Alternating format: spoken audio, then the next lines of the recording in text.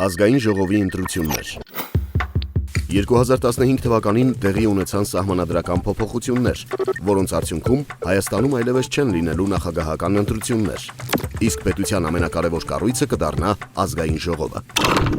Ապրիլի սկզբին տեղի են ունենալու ազգային ժողովի ընտրությունները, որոնց ժամանակ Հայաստանի քաղաքացիներս պետք է ընտրենք այն կուսակցություններին կամ դաշինքներին, որոնց որ կցանկանանք փոխանցել պետության ղեկը առաջիկա 5 տարիների համար։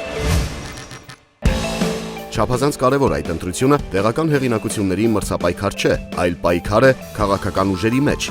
երկիրը ղեկավարելու իրավունքի համար։ Եվ համաձայն ընտրակարգի որևէ տարածքում առաջադրված թեկնածուին ձայն տալիս, ընտրողը մեխանիկորեն քվեարկում է այդ թեկնածուի կուսակցությանը։ Բանն այն է, որ ընտրատեղամասում ընտրողին տալու են մի քանի քվեաթերթիկ, որոնցից յուրաքանչյուրի վրա լինելու է մեկ կուսակցության կամ դաշինքի անվանում։ Ընտրողը քվեախցիկում այդ քվեաթերթիկներից ընտրելու է իր համակրած քաղաքական ուժի քվեաթերթիկը,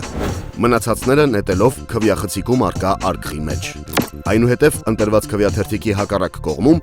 ընտրողը կարող է նաև քվեարկել այդ կուսակցության տարածքային թեկնածուներից մեկին, սակայն այդ թեկնածուին ձայն տալու համար քաղաքացին փաստացի քվեարկում է նաև այդ թեկնածուին առաջադրած կուսակցության կամ դաշինքի օգտին։ Քվեարկեք այն կուսակցությանը կամ դաշինքին, որին վստահում եք, որի գաղափարները կիսում եք, որի թիմին համակրում եք։ Եվ հիշեք, որ ազգային ժողովում քաղաքական ուժերի բաշխման վրա ազդում է միայն այն, թե որ կուսակցության կամ դաշինքի քվեաթերթիկը դուք կընտրեք, անկախ նրանից, թե տարածքային թեկնածուներից ում կտաք ձեր ձայնը։